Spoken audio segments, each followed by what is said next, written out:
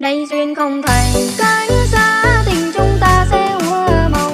Em mong rằng là giấc mơ rồi ngày sẽ tan, nhưng qua đêm dài tiếng yêu cùng gió bay trắng quay về. Cô đơn này tháng năm theo mãi đời tôi. Kim duyên không thành cánh xa, tình chúng ta sẽ hoa màu.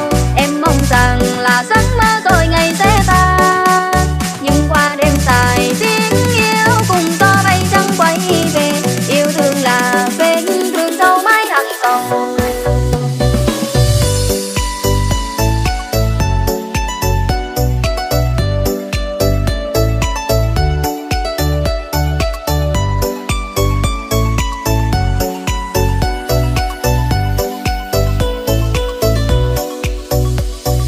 Ngàn nhớ thương trong em hôm nay dâng cao làm đau con tim.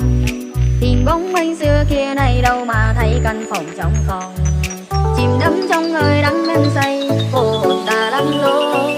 Tìm một người đã đi mãi còn đâu. Kim duyên không thành cánh xa, giờ chúng ta trở nên xa lạ. Đôi mi sầu không cho cùng tình đã qua.